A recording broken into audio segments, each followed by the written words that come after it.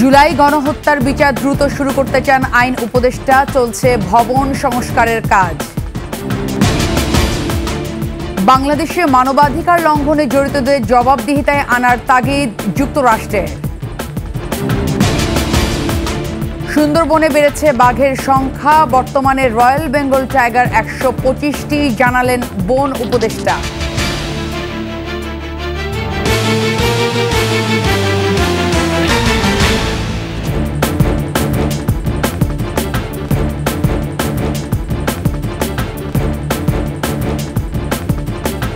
শুনছিলেন first security ইসলামী bank PLC সংবাদ শিরোনাম। আমন্ত্রণ 21-এর দুপুরের সংবাদে আপনাদের সাথে আছে আমি লুবনা রহমান।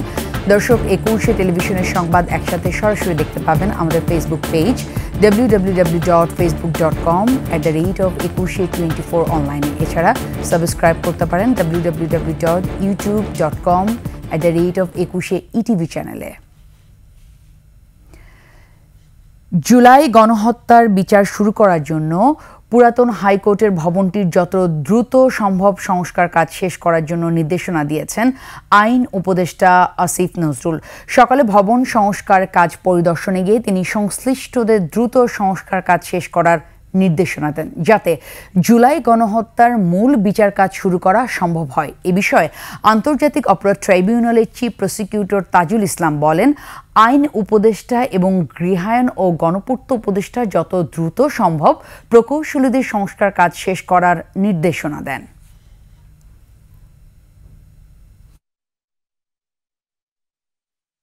তারা ঘুরে ঘুরে দেখেছেন প্রসিকিউশনের পুরাতন অফিস এবং কোর্টের যে পুরাতন ভবন সেটা পরিদর্শন করে সাথে তার প্রকৌশলী যারা ছিলেন তারাও উপস্থিত ছিলেন, তাদের কাজের অগ্রগতি সম্পর্কে জেনেছেন, তাদেরকে তাগিদ দিয়েছেন যত দ্রুত সময়ের মধ্যে সম্ভব পুরাতন কোর্ট বিল্ডিংটাকে ব্যবহার উপযোগী করা, যাতে মূল বিচার কার্যটা সেই ভবনে শুরু করা যায়।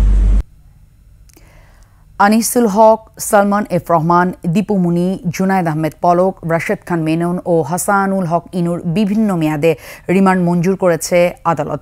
মঙ্গলবার ঢাকার মেট্রোপলিটন ম্যাজিস্ট্রেট শাহিন রেজার শুনানি শেষে এই রিমান্ডের আদেশ দেন।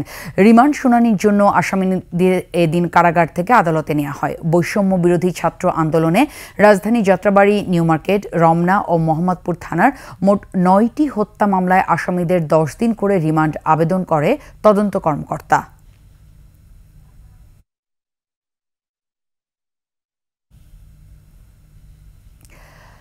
বাংলাদেশে গত কয়েক মাসে মানবাধিকার লঙ্ঘনের সাথে যারা জড়িত তাদেরকে জবাবদিহিতার আওতায় আনার উপর জোর দিয়েছে যুক্তরাষ্ট্র। মার্কিন পররাষ্ট্র দপ্তরের নিয়মিত প্রেস ব্রিফিংয়ে সাংবাদিকদের প্রশ্নের জবাবে এমনটা জানান মুখপাত্র ম্যাথু মিলার। বাংলাদেশের দুর্গাপূজাকে ঘিরে নিরাপত্তা ইস্যুতে সংখ্যালঘু ও ভারতের উদ্বেগের বিষয়ে যুক্তরাষ্ট্রের ভূমিকা কি হবে এমন প্রশ্নের জবাবে ম্যাথু মিলার বলেন, সংখ্যালঘুদের অধিকার রক্ষা হোক সেটাই চায় যুক্তরাষ্ট্র। গোপালগঞ্জে তারেক রহমানের মামলা খালাস ও মব ভায়োলেন্স নিয়েও প্রশ্ন করা হয়। মিলার বলেন, জাতিসংঘের সাধারণ পরিষদের অধিবেশনের ফাঁকে মার্কিন পররাষ্ট্রমন্ত্রী ও বাংলাদেশের অন্তর্বর্তী সরকারের প্রধান উপদেষ্টার বৈঠক হয়েছে, সেখানে মানবাধিকার বিষয়ে কথা বলছেন তারা। And made clear that we want to see human rights protected, and that ultimately those responsible for violations of the human rights of the Bangladeshi people over the past few months need to be held accountable. এবারের পূজা ভালোভাবে হবে, কোনো অসুবিধা হবে না বলে মন্তব্য করেছেন স্বরাষ্ট্র ও কৃষি উপদেষ্টা জাহাঙ্গীর আলম চৌধুরী।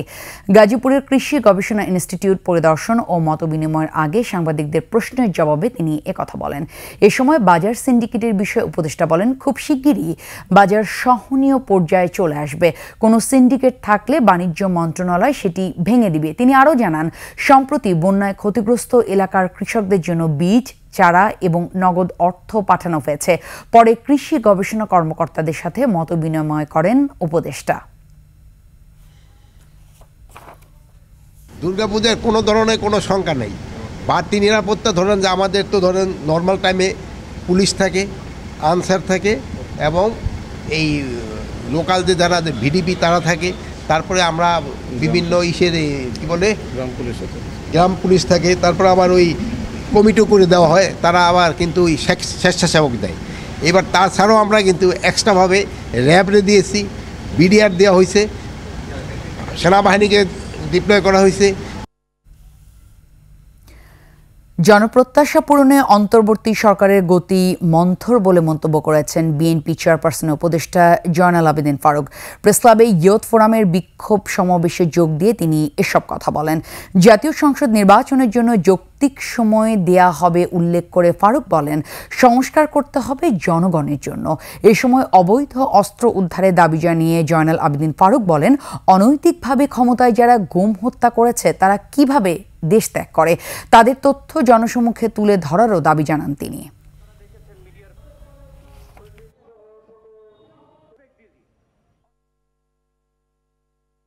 জনপ্রতিনিধির হাতে ক্ষমতা হস্তান্তর করে অবিলম্বে জনপ্রতিনিধি সরকার কায়েম করা আবশ্যক। আমাদের কথা স্পষ্ট, আমরা নির্বাচন চাই, সময়ও দিতে চাই। আগামীতে এমন একটি নির্বাচন উপহার দিবেন, সেই কথা নিয়ে আপনি আজকে ছাত্র বৈষম্য জনতার আন্দোলনে প্রধান উপদেষ্টা। গাজীপুর ও আশুলিয়ায় শিল্পাঞ্চল সচল রয়েছে, বেশিরভাগ শিল্প কারখানা, উৎপাদন স্বাভাবিক রয়েছে। সার্বিক নিরাপত্তায় সতর্ক রয়েছে আইন শৃঙ্খলা বাহিনী। গাজীপুরে সকাল থেকেই তৈরি পোশাক কারখানায় যোগ দেন শ্রমিকরা। শিল্প পুলিশ জানায়, এখন পর্যন্ত সব জায়গায় পরিবেশ স্বাভাবিক ও শান্ত রয়েছে। সেনাবাহিনী ও বিজিবির টহল রয়েছে। আশুলিয়ায় শান্তিপূর্ণভাবে স্বাভাবিক উৎপাদন চলছে। 2টি কারখানা ছুটি দেওয়া হয়েছে এবং বন্ধ রয়েছে 8টি কারখানা। শিল্প পুলিশ জানায়, 2-1টি কারখানায় কর্মবিরতি থাকলেও সেখানে পরিস্থিতি স্বাভাবিক রয়েছে। যে কোনো ধরনের অপ্রীতিকর ঘটনা এড়াতে আইনশৃঙ্খলা রক্ষাকারী বাহিনীর সদস্যরা সতর্ক অবস্থানে রয়েছে। সুন্দরবনে বেড়েছে বাঘের সংখ্যা। বর্তমানে রয়্যাল বেঙ্গল টাইগার 125টি। বাঘ জরিপের ফলাফলে এ তথ্য জানিয়েছেন পরিবেশ ও বন উপদেষ্টা রেজওয়ানা হাসান। তো আমাদের জন্য সুসংবাদ যে এবারে আমাদের বাঘের সংখ্যাও বেড়েছে, ঘনত্বও বেড়েছে এবং বাঘ শাবকের সংখ্যাও বেড়েছে। বন বিভাগ কিছু কংক্রিট কাজ নিচ্ছে। আশা করি সকলের সহযোগিতায় আমরা সুন্দরবনের বাঘ, যেটা আমাদের জাতীয় প্রাণী কেবল নয়, যেটা আমাদের জাতীয় ঐতিহ্য, আমরা ক্রিকেট খেললেও বলি টাইগার্স, সেটাকে আমরা বহু সংখ্যায় বাড়াতে পারব। একটা বিরতি নিচ্ছি, যখন ফিরছি তখন অন্যান্য সংবাদের সঙ্গে আরো থাকবে।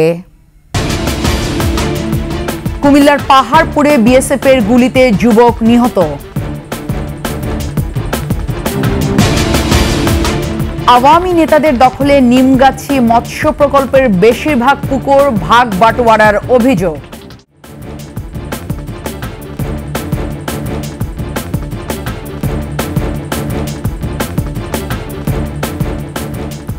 আবার আমন্ত্রণ 21 সংবাদে।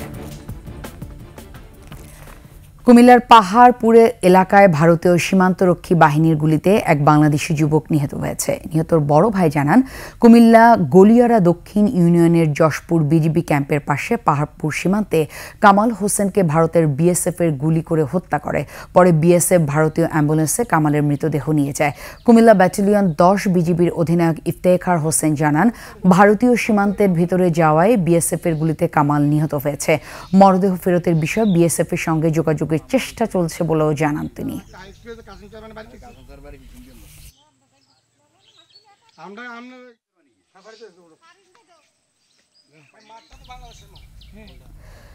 শেরপুর ও ময়মনসিংহের বন্যা পরিস্থিতির কিছুটা উন্নতি হয়েছে, তবে এই 2 জেলায় এখনো অনেক মানুষ পানিবন্দী। জেলায় এ পর্যন্ত মারা গেছে 9 জন। নেত্রকোনায় বন্যা পরিস্থিতির অবনতি হয়েছে। প্লাবিত হয়েছে 123টি গ্রামের নিম্নাঞ্চল। জেলায় শতাধিক প্রাথমিক বিদ্যালয় বন্ধ রাখা হয়েছে। প্রতিনিধিদের পাঠানো তথ্য ছবিতে টেক্সট রিপোর্ট।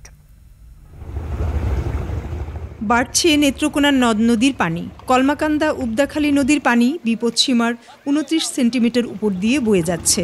নতুন নতুন এলাকায় ঢুকছে পানি, ভেসে যাচ্ছে পুকুরের মাছ, তলিয়ে গেছে ফসলি জমি। কয়েক ঘন্টার ব্যবধানে অনেক জমি তলিয়ে গেছে, বেড়িবাড্ডা ভেঙে গেছে, অনেক পিশারি তল হয়ে গেছে। আমার একটা পিশারি ছিল, পিশারির উপরে আমার অনেক টাকার মাছ নষ্ট হয়ে গেছে। সব জমি তল হয়ে গেছে, বাইরে করে পানি। আমরা অনেক তার কোনো ব্যবস্থা নাই, আমরা অনেক ঠিক করবাম, এটাই বুঝতেছি না। জেলা শিক্ষা কর্মকর্তা জানান, বিদ্যালয়ে পানি ঢুকে পড়ায় দুর্গাপুরে 62টি, কলমাকান্দায় 93টি, পূর্বধলা 11টি ও নেত্রকোনা সদরে 20টি প্রাথমিক বিদ্যালয় বন্ধ রাখা হয়েছে। ময়মনসিংহের হালুয়াঘাট, ধোবাউড়ায় বন্যার পানি কমতে শুরু করেছে। মানুষ আশ্রয়কেন্দ্র ছেড়ে বাড়িঘরে ফিরছে। তবে হালুয়াঘাট সদর, কৈচাপুর ও নড়াইল ইউনিয়নে বন্যা পরিস্থিতি অপরিবর্তিত রয়েছে। সুপেয় পানি সংকটে বন্যা কবলিত এলাকার মানুষ। শেরপুরে বন্যা পরিস্থিতির উন্নতি হয়েছে, তবে নিম্নাঞ্চলের কোথাও অবনতি, আবার কোনো কোনো স্থানে অপরিবর্তিত রয়েছে। এখনও পানিবন্দী প্রায় 20,000 মানুষ। ত্রাণ কার্যক্রম চালাচ্ছে সেনাবাহিনী, বিজিবি সহ বিভিন্ন স্বেচ্ছাসেবী সংগঠন। আমরা 25-30 বছর ধরে এরকম বন্যা দেখি নাই, হঠাৎ করে বন্যা বাড়ি ঘরে পানি, পুরো বছর নিয়ে আমরা আস্তে করছি। রাজবাড়ীতে গত কয়েকদিনের ভারী বর্ষণে ভেসে গেছে অনেক মাছের ঘের। বনুশ্রী ডলির ডেস্ক রিপোর্ট, 21 টেলিভিশন। সুফল ভোগীদের পরিবর্তে নিমগাছি সমাজ ভিত্তিক মৎস্য চাষ প্রকল্পের বেশিরভাগ পুকুরই প্রভাবশালী আওয়ামী লীগ নেতাদের দখলে। স্থানীয়দের অভিযোগ, এসব পুকুর সাবলিজ দিয়ে মোটা অঙ্কের টাকা ভাগ বাটোয়ারা করেন তারা। নীতিমালা অনুযায়ী পুকুরের অধিকার সুফল ভোগীদের দেওয়ার কথা থাকলেও বঞ্চিত হচ্ছেন তারা। সিরাজগঞ্জ প্রতিনিধি স্বপন মির্জা তথ্যচিত্রে ডেস্ক রিপোর্ট। সিরাজগঞ্জ পাবনা নিমগাছি মৎস্য প্রকল্পে রায়গঞ্জের 104, তারাশের 515, পাবনার চাটমোহরের 100 এবং ভাঙ্গুরার পরিত্যক্ত 60টি দিঘি সংস্কার করে মাছ চাষের উপযোগী করতে প্রস্তাব গৃহীত হয় 1973 সালে। এরপর পাড়ের হতদরিদ্রদের সম্পৃক্ত করে শুরু হয় মাছ চাষ। 1986 সালে বছরে একর প্রতি 100 টাকা হারে খাজনা দিয়ে 25 বছরের জন্য ইজারা নেয় ডক্টর মোহাম্মদ ইউনুসের গ্রামীণ মৎস্য ও পশু সম্পদ ফাউন্ডেশন। মাছ চাষে আয়ের 50% অর্থ ও খাবার মাছ পেতেন এলাকার 4,500 সুফলভোগী পরিবার।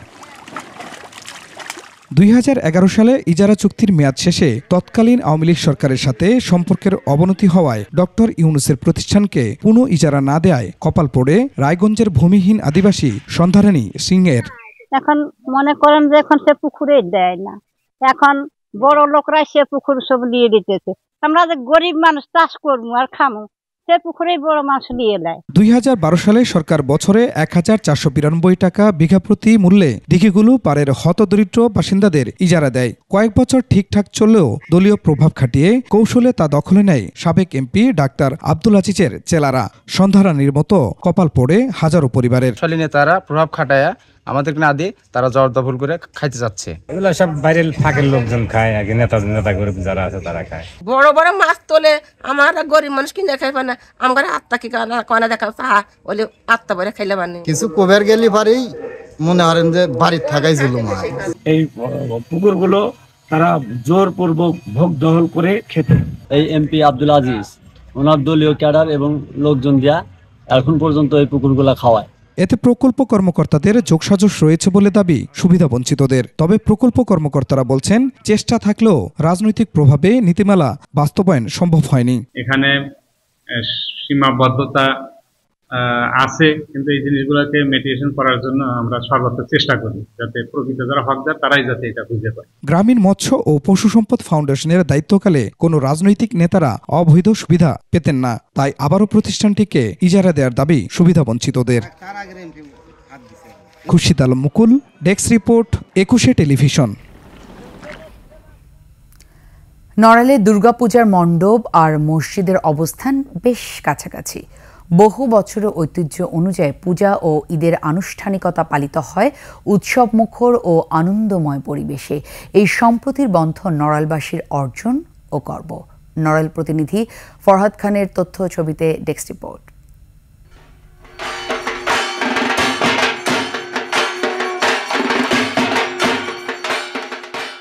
কাল ষষ্ঠী পূজার মধ্য দিয়ে শুরু হচ্ছে শারদীয় দুর্গোৎসব। নড়াইলে মণ্ডপগুলোতে চলছে শেষ মুহূর্তের প্রস্তুতি।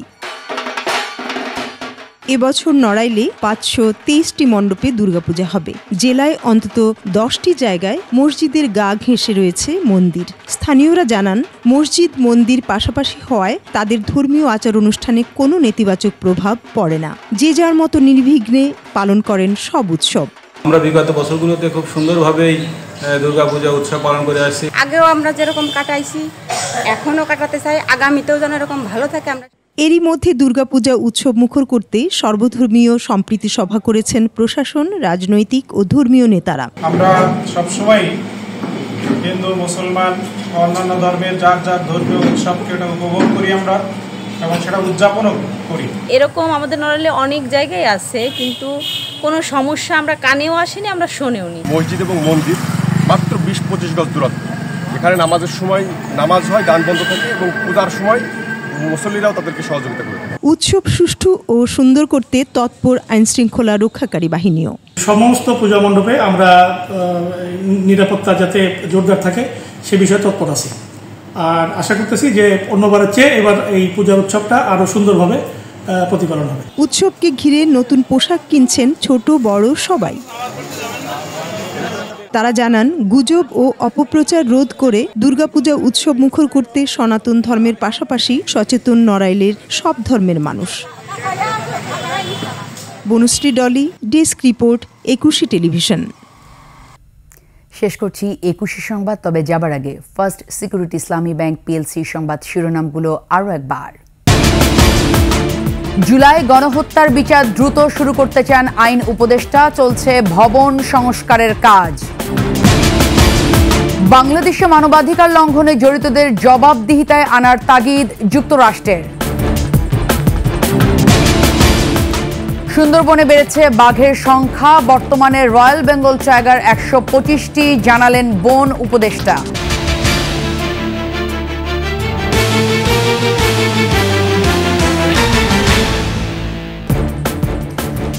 সর্বশেষ সংবাদ জানতে ডায়াল করুন 2021 নম্বরে, আর ভিজিট করুন ekushe-tv.com এই ওয়েবসাইটে। ফেসবুকে ভিজিট করতে পারেন www.facebook.com/ekushe24 অনলাইনে। এছাড়া সাবস্ক্রাইব করতে পারেন www.youtube.com/ekushe-etv চ্যানেলে। এতক্ষণ সঙ্গে থাকার জন্য ধন্যবাদ। পরবর্তী সংবাদ বিকেল 5টায় দেখার আমন্ত্রণ রইল একুশের।